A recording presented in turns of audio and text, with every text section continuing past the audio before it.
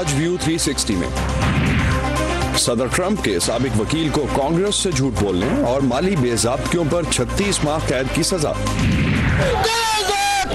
دنیا بھر میں صحافیوں پر کریک ڈاؤن جاری، اور بھارت کے دارالحکومت میں طلباء کے ذہنی دباؤ میں کمی کرنے والی happiness class. Voice of America کے واشنگٹن اسٹوڈیوز میں خوش آمدید، آپ دیکھ رہے ہیں ویو 360 اور میں ہوں اسد اللہ خالد۔ صدر ٹرمپ کے سابق ذاتی وکیل مائیکل کوہن کو 3 سال قید کی سزا سنائی گئی ہے۔ ان پر الزام ہے کہ انہوں نے صدارتی مہم سے پہلے امیدوار ڈونلڈ ٹرمپ کو بچانے کے لیے انتخابی مہم کے مالیاتی قوانین کی خلاف ورزی کی اور اس بارے میں کانگریس سے جھوٹ بولا۔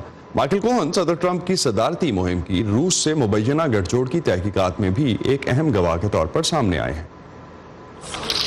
نیو یارک کی ایک وفاقی عدالت سے 3 سال جیل کی سزا سن کر باہر آنے والے صدر ٹرمپ کے سابقہ ذاتی وکیل مائیکل کوہن رپورٹرز سے بات کیے بنا تیزی سے گزر گئے، لیکن کورٹ کے اندر انہوں نے جج کو بتایا کہ انہوں نے یہ سب صدر ٹرمپ سے گہری وفاداری کے نتیجے میں کیا ہے۔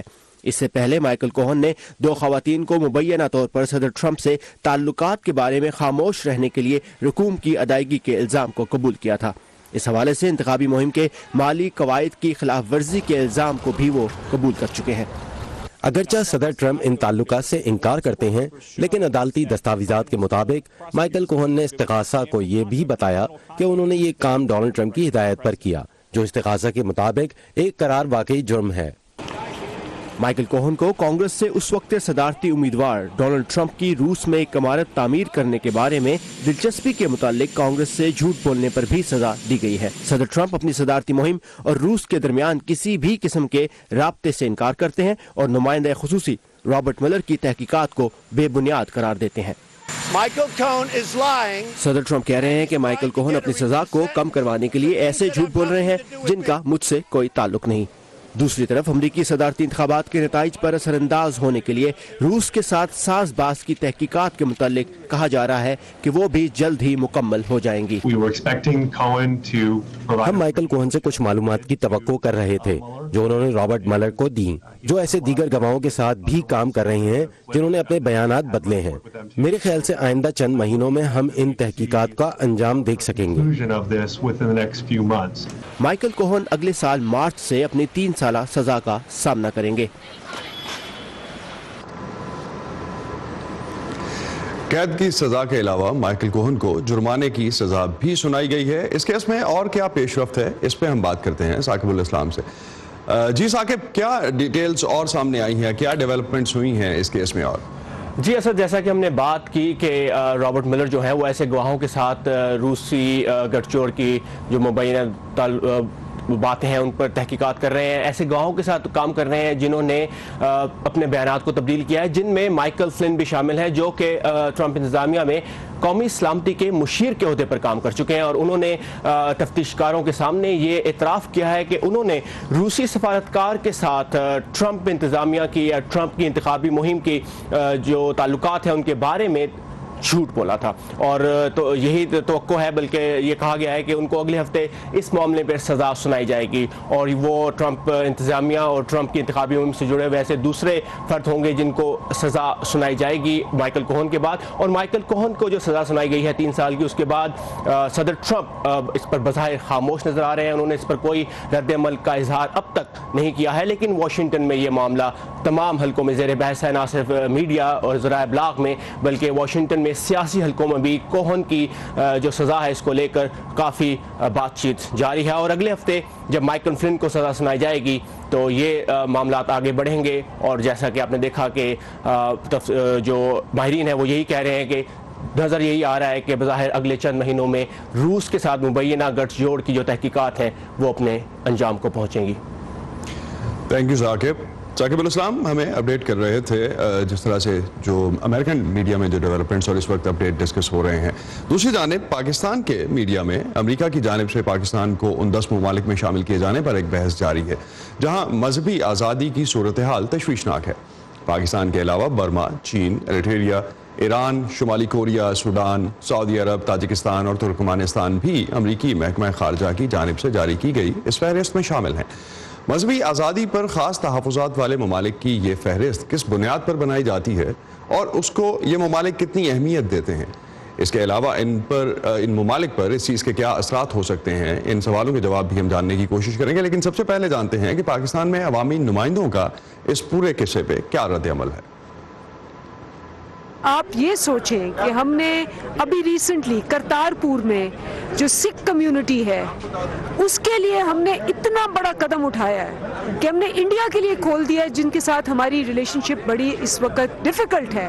تو اس سے زیادہ ریلیجیس فریڈم نہ پورے ریجن میں، نہ ساؤتھ ایشیا میں کہیں اور نہیں جتنا پاکستان. ہماری پریچنگز آف اسلام یہ کہتی ہیں، اور جس پہ اور اس پریچنگز کے اوپر پاکستان بنا ہے، تو how can we not safeguard the rights of minorities. اگر آپ دیکھیں تو یہ ہمارے پڑوسی ملک انڈیا میں یہ ہوتا ہے کہ وہاں پہ مسلم فیملیز کو جو ہے زندہ جلایا جاتا ہے. یہ برما کے مسلمانوں کے ساتھ ہوتا ہے، امریکہ کو وہ کیوں نہیں نظر آتا؟ میں یہ سمجھتا ہوں کہ شاید وہاں جو صاحب فیصلہ لوگ ہیں، جنہوں نے فیصلے کرنے ہوتے ہیں، وہ شاید پاکستان کو نہیں سمجھ پا رہے. میں تو یہاں تک کہوں گا کہ پاکستان جو ہے وہ واحد ملک ہے جو اپنے سینے پہ سارے زخم سہتا ہے، اس کے باوجود ہیومن رائٹس کی بات کرتا ہے، تمام مذاہب کی عزت کی بات کرتا ہے، اور پوری انسانیت کی بات کرتا ہے، اور پاکستان کی بے پناہ قربانیاں ہیں. دیکھیے میں آپ کو ایک بات بتاؤں، جب آپ کوئی ہماری طرح ڈیولپنگ کنٹریز جنہوں نے پہلے کشکول پہلائے ہوئے ہوں اور انہوں نے ہمیشہ ڈو مور کیا اور یس باس کہا ہو، اور اس کے بعد ایک ایسی گورنمنٹ آ جائے جو ان کو کہیں کہ جب ایکویلٹی کے اوپر بات ہوگی نو مور ہوگا، آپ ہمیں ہماری لیول پہ اپنے برابری کی سطح پہ ڈیل کریں گے، تو اس طرح کی باتیں تو آئیں گی. کیا اہمیت ہے اس رپورٹ کی جس کے بارے میں پاکستان کے پارلیمنٹیرینز جو ہیں ان کو ہم نے کہتے ہوئے سنا، اور خاص طور پہ جو لاسٹ پہ کمنٹ تھا کہ ڈو مور کی جو اب قصہ ہے وہ شاید نہیں ہونے کو ملے گا، اس کی وجہ سے یہ رپورٹ جاری کی گئی ہے. کامران بخاری سے ہم اس پہ بات کریں گے، جاننے کی کوشش کریں گے کہ کامران اس پہ کیا کہتے ہیں. کامران، کچھ عوامی نمائندوں کی رائے ہم نے دیکھی ہے، آپ نے بھی وہ سنی ہوگی کہ امریکی حکومت کو دنیا میں مذہبی آزادیوں کی صورتحال پر تجاویز دینے والا یہ جو ادارہ ہے یوسف، وہ پاکستان کو اس لسٹ میں کافی عرصے سے ڈالنے کا مطالبہ کرتے آیا ہے، اور یہ رائے پاکستان کو اس لسٹ میں ڈالنے کی وجہ اب پاکستان میں موجودہ حکومت جو ہے وہ ڈو مور نہیں کر رہی. کہاں تک آپ متفق ہیں اس سے؟ دیکھیں، آپ نے خود ہی کہہ دیا کہ یہ بڑے عرصے سے چل رہا تھا، تو وہ سوال جو آپ کا ہے اس کا جواب اسی میں ہے. دیکھیں، یہ کوئی کل پرسوں کے واقعات کرتارپور کے یا جو ہے یہ جو عمران خان کی حکومت کا رویہ ہے واشنگٹن کی جانب، مطلب ایک تو اس رویے کو بھی دیکھنے کی ضرورت ہے کہ وہ واقعی ہی جو ہے وہ ریزسٹنس ہے یا اس میں کس حد تک پی آر ویلیو ہے، اور جو ہے نا پس پردہ بات چیت جو ہے ٹریڈیشنل طریقے سے ہو رہی ہے، لین دین جو جیو پالیٹکس میں ہوتی ہے. لیکن وہ ایک علیحدہ بحث ہے. جہاں تک یوسرف کا تعلق ہے، یوسرف جو ہے بدستور جو ہے کام کرتی رہتی ہے، اور وہ اپنا مواد جمع کرتی رہتی ہے. تحقیقاتی ادارہ ہے، ریسرچ کرتے ہیں وہ، اور اس بنیاد کے اوپر وہ جو ہے ایک رپورٹ شائع کرتے ہیں، اور اس میں پھر جو ہے ان کا کچھ کرائیٹیریا ہے. تو یہ جو ہے اگر اس کو ہم یہ کہیں گے کہ جی یہ سیاسی طور پہ بٹن دبا دیا گیا ہے اور یہ جو ہے ڈو مور کی بجائے نو مور کے رسپانس میں آیا ہے، تو میں سمجھتا ہوں کہ یہ انالیسس کا فقدان ہے پاکستان کے اندر. لیکن آن دا ادر سائڈ ایک کامران جو ہمیں ایک ایلیمنٹ دیکھنے کو ملتا ہے جس میں بائسنس کا جو ہے وہ کافی ذکر رہا، اور پاکستان کے جو فورن منسٹری کی جانب سے جو سٹیٹمنٹ تھا اس میں بھی اس کا حوالہ جو ہے وہ دبے الفاظ میں کیا گیا. باقی ہم انڈیپینڈنٹ اوپینین بھی دیکھ رہے ہیں کہ چونکہ امریکن بیسڈ فنڈ ہے اور امریکن بیسڈ یہ انسٹیٹیوٹ ہے، تو سرٹنلی فنڈڈ بھی یہاں سے ہے، تو بائسنس کا ایلیمنٹ ہے اس میں. انڈیپینڈنٹ ریسرچ نہیں سمجھا جا رہا ہے اس کو. What do you have to say on دس؟ تو اگر پھر بائسڈ ہے تو پھر پاکستان اتنا جو ہے وہ کیوں پریشان ہو رہا ہے؟ بائس کہہ کے تو اس کو مسترد کر دیں اور آگے چلیں. اتنا بڑا جو ریاکشن آتا ہے اور اچھل کود ہوتی ہے، وہ پھر اس کی کیا ضرورت ہے؟ یہ دیکھیں، کہنے کی باتیں ہوتی ہیں، یہ ایک طریقہ کار ہوتا ہے، اور میں سمجھتا ہوں کہ پاکستان کی جانب سے جو ریاکشن آئے گا وہ یہ تو نہیں ہوگا کہ جی ہاں ہم جو ہے وہ اس جرم کے مرتکب ہیں تو جو سزا جو ہے چور کی وہ ہمیں سنا دی جائے. ظاہر ہے پاکستان یا کوئی بھی ملک سوورن اسٹیٹ جو ہے وہ ریاکٹ کرے گا اور مسترد کرے گا اور اپنی دلائل لے کے آئے گا. یہ قدرتی عمل ہے. لیکن قدرتی عمل جو ہے دو طرح کے ہوتے ہیں. ایک تو یہ ہوتا ہے کہ آپ اینالائز کریں سچویشن کو اور اس کے بعد جو ہے رسپانس فارمولیٹ کریں. دوسرا یہ ہوتا ہے کہ آپ جو ہے رسپانس فارمولیٹ کرتے ہیں ری ایکٹیو طور پہ اور پبلک ریلیشنز کے پوائنٹ آف ویو سے. تو میں سمجھتا ہوں وہ ہو رہا ہے پاکستان کے اندر. ایک چیز کامران، اگر ہم اس رپورٹ کی جس طرح سے یہ تیار ہوتی ہے رپورٹ، اس کی بیسس پہ بات کر لیں، کیا بیسس ہیں، کتنا کریڈیبل ہم اس کو اس لحاظ سے ثابت کر سکتے ہیں؟ دیکھیں، یہ باقاعدہ امریکن گورنمنٹ کا ایک ادارہ ہے، united states commission on international religious freedom, USCIRF جو ہے، اس کے اندر جو ہے کام ہوتا ہے، پوری دنیا پہ ریلیجس فریڈم کے اوپر کام ہوتا ہے۔ ریلیجس فریڈم جو ہے وہ ایک بہت بڑی ویلیو ہے مغرب کے اندر، بالخصوص امریکہ کے اندر، یہاں تک کہ ٹرمپ انتظامیہ نے فارمر سینیٹر کینزس سے تھے سینیٹر سیم براؤن بیک، ان کو جو ہے اسپیشل آنوائے آن ریلیجس فریڈم تیار کیا ہے، ان کو اپنا اپوائنٹ کیا ہے اور وہ کام کر رہے ہیں۔ یوسف علیحدہ ہے، وہ علیحدہ ہیں، اور یہ باقاعدہ ایک انسٹیٹیوشنلائزڈ میکانزم ہے۔ پھر یاد رہے کہ اگر جو ہے پاکستان کو اس چیز پہ اعتراض ہے کہ بھائی ان کو کیوں ڈالا گیا ہے، یاد رہے کہ یہ وہی لوگ ہیں کہ جو روہنگیا مسلمان یا چین کے جو ویگرز ہیں ان کے خلاف جو ان کی جو ریلیجس فریڈم کو دبایا جاتا ہے ان کے خلاف بھی بولتے ہیں۔ تو یہ وہ ادارہ نہیں ہے کہ بس پاکستان کے خلاف ہیں یا کوئی لسٹ تیار کر رہے ہیں، یہ باقاعدہ religious freedom across the board جو ہے اس کو چیمپئن کرتے ہیں۔ ایک کامران لاسٹ پہ کوئکلی بتائیے گا کہ انڈین ایلیمنٹ کا بھی اس میں ذکر ہوتا ہے، انڈین کمپیریزن میں بات ہوتی ہے، اور دوسرا یہ کہ کہاں تک ہم اس کو کنیکٹ کر سکتے ہیں پاکستان اور افغانستان کے معاملے میں جو اس وقت مذاکرات چل رہے ہیں، کتنا اس میں امریکہ جو ہے اس کو ایز اے ٹول یوز کرنا چاہ رہا ہے؟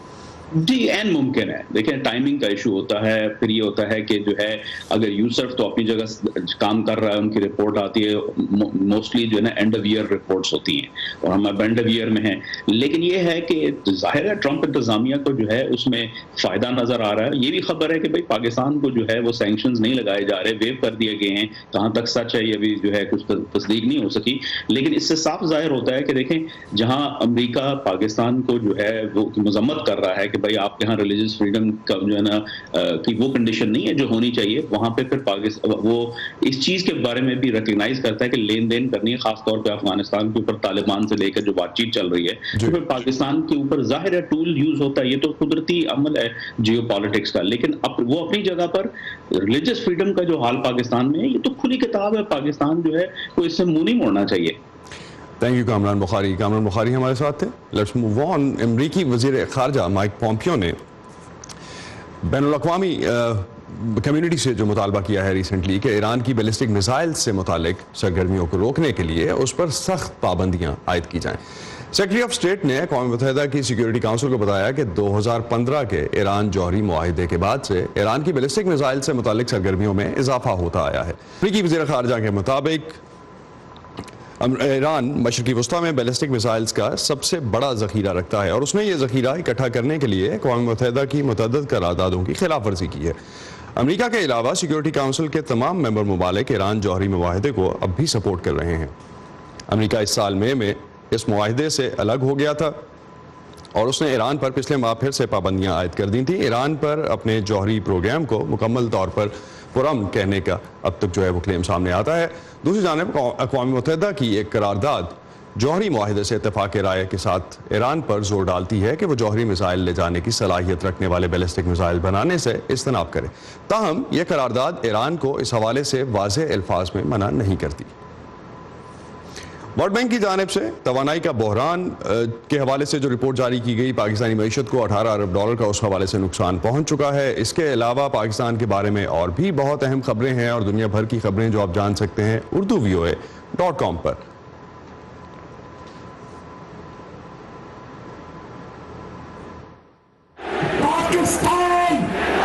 کہتے ہیں کہ خبریں تو بھائی لوکل ہوتی ہیں،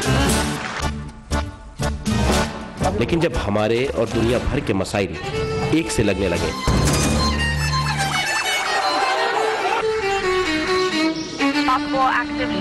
تو آنکھیں کھلی رکھنی چاہیے۔ امریکہ نے پاکستان اور بھارت کے کیا پتہ کون سی خبر آپ کے کام آ جائے۔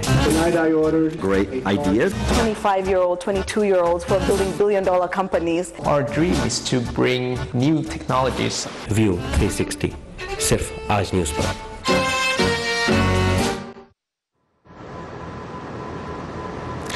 صحافیوں کو پیشہ وارانہ ذمہ داریاں ادا کرنے میں لاحق خطرات پر نظر رکھنے والے ادارے کمیٹی ٹو پروٹیکٹ جرنلسٹ کی نئی رپورٹ کے مطابق دنیا بھر میں قید صحافیوں کی تعداد میں مسلسل تیسرے سال میں بھی اضافہ ہوا ہے۔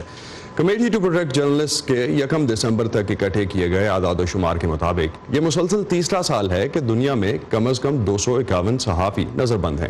ان میں سے 70% پر ریاست مخالف جرائم کے الزامات ہیں، جبکہ 28 صحافیوں پر من گھڑت یا جھوٹی خبریں پھیلانے کے الزامات. چین، سعودی عرب اور مصر میں قید کیے جانے والے صحافیوں کی تعداد میں اضافہ ہوا ہے، جبکہ ترکی نے دنیا بھر کے مقابلے میں صحافیوں کی سب سے بڑی تعداد کو جیلوں میں ڈالا ہے. رپورٹ کے مطابق پاکستان میں صرف 1 صحافی کو قید کیا گیا ہے. ایڈیٹوریل کارٹونز جہاں سیاسی کارٹونز بھی کہلاتے ہیں، اتنے ہی پرانے ہیں جتنے سیاسی مباحث سے یا اختلاف رائے. یہاں امریکہ میں امریکی آئین کی پہلی ترمیم میں دی گئی آزادی اظہار ان کارٹونز پر بھی لاگو ہوتی ہے. آج کے دور میں جب امریکہ اور پاکستان سمیت کئی ملکوں میں میڈیا دباؤ کا سامنا کر رہا ہے، اخباری کارٹونز بنانا یقیناً مشکل کام ہے. جانتے ہیں ایک امریکی کارٹونسٹ سے کہ یہ کتنا مشکل کام ہے. کارٹونز بنانا میٹ واکر کی روزی روٹی ہے. وہ واشنگٹن کے نزدیک ایک امریکی سیاسی صحافتی ادارے پولیٹیکو کے ساتھ ایڈیٹوریل کارٹونسٹ ہیں. ہم عجیب و غریب چیزوں کا امتزاج ہیں. ہم سنجیدہ موضوعات پر سنجیدہ بات کرتے ہیں، لیکن ہم ایسا زیادہ سنجیدگی سے نہیں کرتے، اور ہم اپنی رائے احمقانہ تصویروں کے ذریعے پیش کرتے ہیں. پولیٹزر پرائز جیتنے والے اس کارٹونسٹ کے مطابق سیاسی کارٹون بنانے کا بڑا فائدہ یہ ہے کہ اس کے ذریعے رائے فوری طور پر دوسروں تک پہنچتی ہے. میں ایک تصویر بنا کر اسے ایک ورڈ ببل کے اندر ڈال دیتا ہوں، اور آپ اسے تقریباً 4 سیکنڈ میں پڑھ سکتے اور سمجھ سکتے ہیں. اسے آپ کو فوراً متاثر کرنا چاہیے، اور جب ایسا ہوتا ہے تو آپ کو فوراً اس کا پتہ چل جاتا ہے. کارٹونسٹ کا کہنا ہے کہ برسوں کام کرتے ہوئے ان کے شعبے میں بہت تبدیلی آئی ہے. جب میں نے 40 سال پہلے کارٹونز بنانا شروع کیے تو اخبار میں ایڈیٹوریل کارٹون سیاہ اور سفید اور ایک پینل کے ہوا کرتے تھے. اب کارٹونز رنگین، اینیمیٹڈ اور خاکوں پر مشتمل سیاسی ناولز کی شکل میں بھی ہو سکتے ہیں. جیسے صحافی جیک ہالپرن اور مائیکل سلوان کی تخلیق کیے گئے کارٹونز کی واشنگٹن کے میوزیم میں زیر نمائش یہ سیریز 2 شامی خاندانوں کی اپنی ملک سے امریکہ آنے کی خوفناک کہانی بیان کرتی ہے. اس ملک کے شروع کے دنوں سے ہی ایڈیٹوریل کارٹونز اہم موضوعات اور مباحثوں کا احاطہ کرتے آئے ہیں، لیکن آزادی اظہار کی کبھی کبھار بھاری قیمت بھی چکانا پڑتی ہے. بہت سے کارٹونسٹ کو حکومتوں اور سیاسی شخصیات کو موضوع بحث بنانے کی پاداش میں اپنے ملکوں کو چھوڑنا بھی پڑا. واکر کو امید ہے کہ اس مشکل گھڑی میں لوگ کارٹونز کو اس مقصد کے لیے سراہیں گے جس کے لیے وہ بنائے جاتے ہیں. جولی ٹیبو کی رپورٹ کے ساتھ Nilofar Mughal, voice of America. Lahore میں 18ویں صدی میں بظاہر سکھ حکومت تھی. ایسٹ انڈیا کمپنی کے تاجر اور ملازمین کسی نہ کسی طرح حکومت کے وفادار بھی تھے، لہٰذا لاہور میں انہوں نے اپنے لیے خاص قبرستان تعمیر کیا جہاں شاہی فوج کے ملازمین اور جنگوں میں مارے جانے والے فوجیوں کی تدفین کی جاتی تھی. گورا قبرستان کے نام سے مشہور ہونے والے اس قبرستان میں کون کون لوگ دفن ہیں اور اس وقت یہ قبرستان کس حالت میں ہے، یہ جانتے ہیں اس رپورٹ میں. پاکستان کے دوسرے بڑے شہر لاہور میں جیل روڈ پر واقع یہ شہر خاموشاں گورا قبرستان کے نام سے جانا جاتا ہے. یہ چیف جسٹس پاکستان تھے اور 8 سال پاکستان کے چیف جسٹس رہے. سرانے کی طرف ان کے پیروں میں ان کی بیگم دفن ہے. RM شاہد ایک محقق اور تاریخ دان ہے. وہ کہتے ہیں کہ پاکستان کی تاریخ میں مسیحی اقلیت کی خدمات کا ایک اندازہ اس قبرستان میں موجود قطبوں کو دیکھ کر لگایا جا سکتا ہے. یہ میرے بیک پہ جو آپ کو 2 قبریں نظر آ رہی ہیں، یہ ایک تو SP سنگھا اور ایک ہے DP سنگھا. یہ دونوں باپ بیٹے تھے اور یہ پنجاب اسمبلی کے پہلے اسپیکر تھے جب پاکستان وجود میں آیا. یہاں ملک کے لیے جان قربان کرنے والے سپاہی بھی دفن ہیں، علم سے اجالا کرنے والے اساتذہ بھی، الفاظ اور آواز سے سما باندھنے والے شاعر اور گلوکار بھی. یہ صاحب ہمارے ملک کے بڑے معروف سنگر تھے، گلوکار تھے، اور انہوں نے بڑی بہترین، بڑی خوبصورت، بڑی اچھی غزلیں اور کلاسیکل گیت گائے جو پاکستانی فلموں کا بڑا مقبولیت کا باعث بنے، اور ان کا انتقال پہلے سال ہوا. گورا قبرستان کے یہ احاطے ابتدا میں برطانوی راج کے ملازمین کی تدفین کے لیے قائم کیے گئے تھے، لیکن قیام پاکستان کے بعد انہیں مقامی مسیحیوں کے لیے مخصوص کر دیا گیا. مسیحی قبرستان پہلے سے ہی ایگزسٹ کر رہے تھے، لیکن جب کیونکہ انگریز اس دھرتی پر آیا، یہاں پر آئے، تو پھر ڈیفینیٹلی انہوں نے اپنے لیے جو قبرستان بنائے تو ان کو نام یہی دیا گیا کہ یہ گورا قبرستان ہے.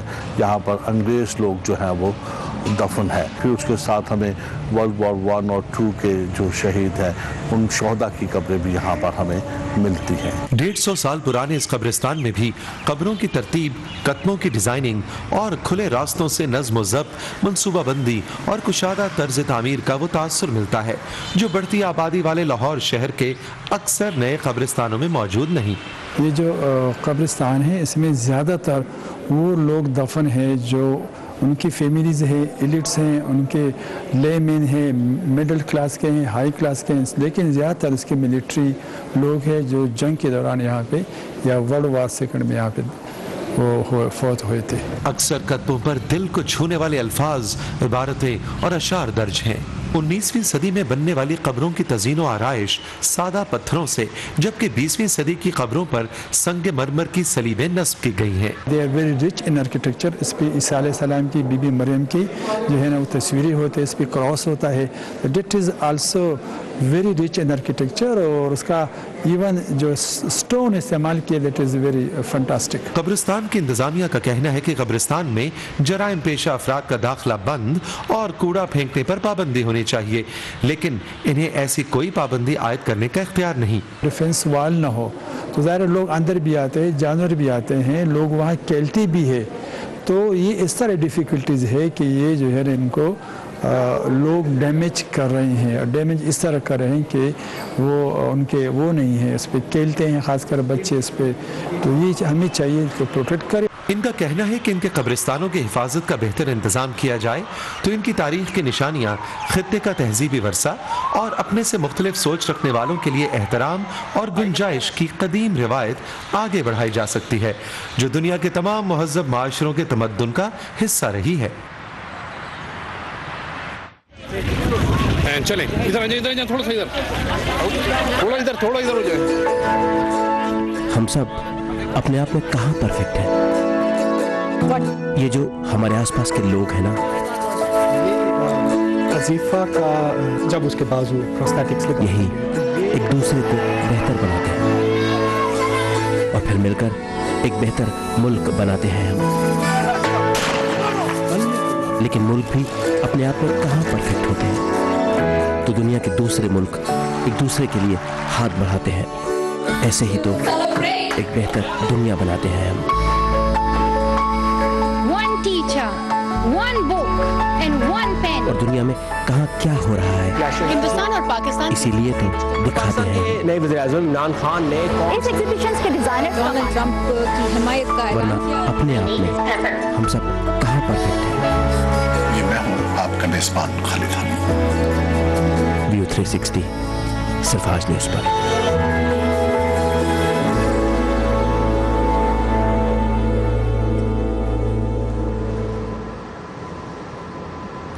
भारत का तालीम का निज़ाम एक तवील अरसे से तालीमी कामयाबियों पर मरकूज रहा है, लेकिन एक गैर मामूली इक़दाम में दिल्ली की हुकूमत ने शहर के सरकारी स्कूलों में हैप्पीनेस क्लासेस मुतारिफ करवाई हैं, जिसका मकसद जज्बाती और ज़हनी सेहत पर भी तवज्जो देना है। इन क्लासेस का आगाज़ 5 माह पहले किया गया था और इस अरसे में इस प्रोग्राम का हिस्सा बनने वाले बच्चे और असातिज़ा क्या कहते हैं, आइए जानते हैं अमान अज़हर की रिपोर्ट में।